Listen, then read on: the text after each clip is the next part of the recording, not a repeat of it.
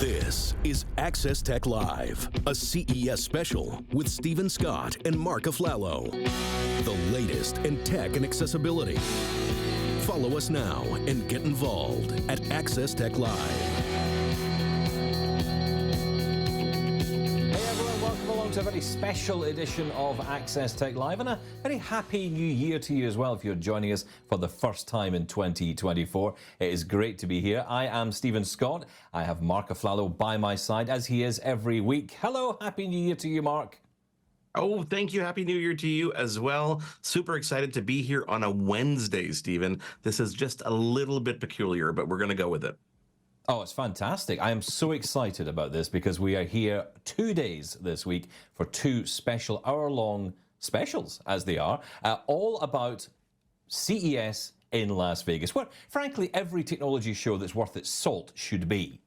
That is exactly it. And, you know, CES is the world's largest consumer electronics trade show. It sees over 130,000 attendees, 4,000 plus. I think it was 4,300 the last time I saw a report yesterday. Exhibitors are there every year. It is absolutely massive. It actually, it overflows into hotels that are nearby in Las Vegas. It's insane. And, you know, Stephen, we couldn't include all our coverage in just one show. Oh, no. It's so big that we are doing two live shows back to back today and tomorrow at 12 Eastern. It's going to be a blast.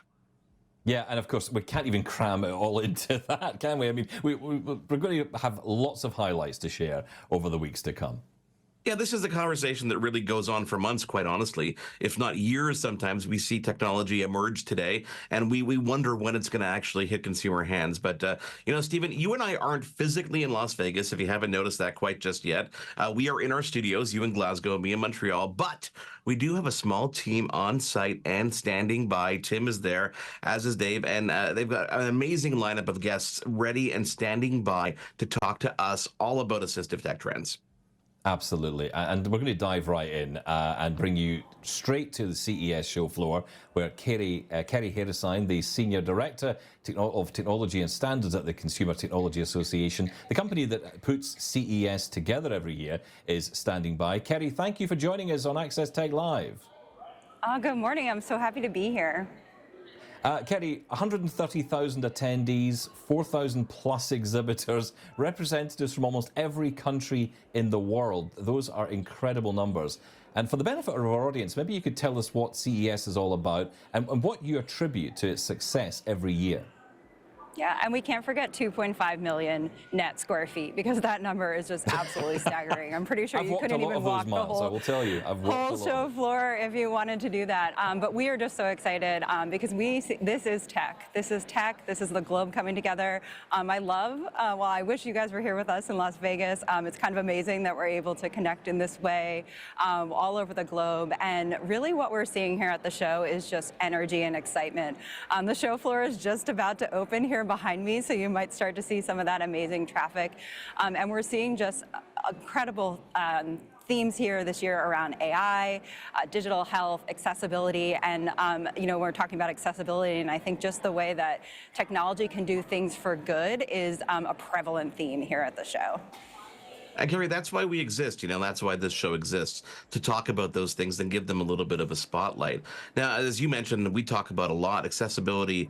You know, among the big tech companies is definitely there. I'm wondering what new assistive tech has got everyone buzzing at this year's show. I know we're officially only open to consumers today and to the public today, but it's been a couple of days of, you know, little previews. Anything that caught your attention? Well, personally, I'm really excited about all the hearing technology that we have here at CES.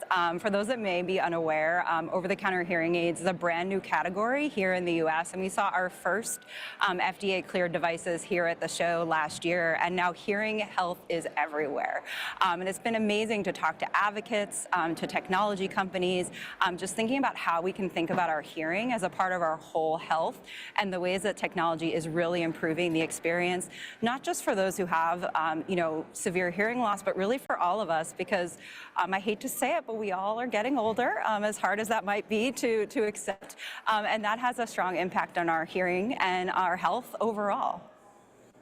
You know, Kerri, it's interesting to me because accessibility has, for a long time, as someone who's blind, you know, has always been one of those things where it feels like it's kind of zoned off in the corner. It's the cousin no one wants to talk to at the back of the room. And actually, that's changed considerably in the last few years. And I guess, like you say, I mean, with all the hearing technology, there's lots of visually impaired tech there as well, lots of mobility tech, and of course, health tech being a major focus of CES this year.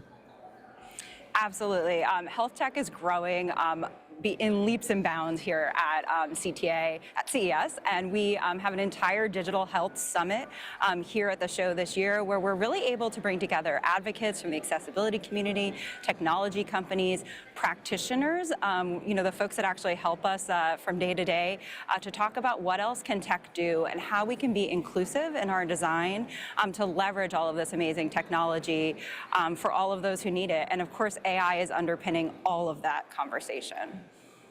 Kerri, as someone who heads up standards for the CTA, well, what exactly does that mean when it comes to accessibility in tech in general? Yeah, so CTA, Consumer Technology Association, we're an ANSI accredited standards developer. We have 130 standards in our portfolio, and accessible tech has been at the core of that. As we are actually here celebrating CTA's 100th anniversary as well. One of the standards we're most well known for is closed captioning, and we know that the impact that has on the accessibility community. But really what we strive to do is what I like to call standardization for innovation, and make sure that we have inclusive standards, inclusive design. We're thinking about things like equity, diversity, access to technology, and that we're setting those industry best practices. So all of these amazing companies that are here with us in Las Vegas can innovate and expand beyond that. Now, look, I want to talk to you about accessibility all day long, but, even I'm interested in all the celebrities that might show up at CES. Have you spotted any so far? I want to know names, Kerri. Come on. Well, I've heard a few. I've gotten a few text messages from my colleagues this morning about folks that have been roaming around here in the show. And I do believe we have an official press release of those that are here on our website. But I believe Martha Stewart was here yesterday. Folks might have seen the coverage of that. I heard that from my family back home. But also, we're really excited to welcome a bunch of government guests. Today, we actually have the FDA commissioner is going to be joining us to have a great conversation as a part of our conversation with the Commissioner Series, and get to see some of the technology in real time here at the show. And obviously, that's just such an incredible opportunity. But we'll keep on Celebrity Watch for you all and see well, who else I appreciate that. You can be a paparazzi on site. Yeah, absolutely. It's fun to not only see the technology on site, but also all the panels and everything that goes along with CES. It's an opportunity for people to share their wisdom and connect and network, which is always fun, which is why we're kind of jealous that we're not there. But we've got to rotate this every couple of years and make sure that we can balance, sanity with actually being there. Kerri, before we let you go, I got to ask you a quick question, which is, from your point of view as someone who manages standards and works in this space all year long, what can we do together to keep promoting accessibility across the industry and make sure that conversation doesn't end up like that awkward cousin in the corner?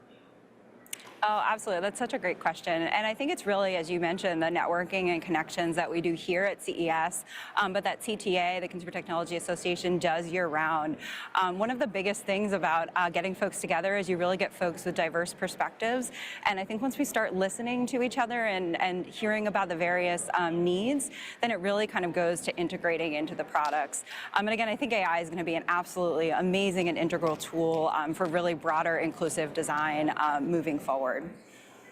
Kerri, thank you so much for joining us here on Access Tech Live, on our live special from CES. Thank you so much, and have a great day, have a great week. I can only imagine how sore your feet will be by the end of it.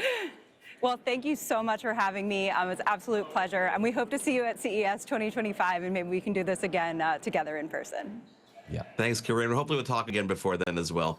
After a quick break, a device that helps people with Parkinson's reduce tremors, and later the future of smart seating. We speak to Caligon and Gyro Gear as our Access Tech Live CES special returns in a moment. This is Access Tech Live CES special. Follow us on social media at Access Tech Live. We'll be right back.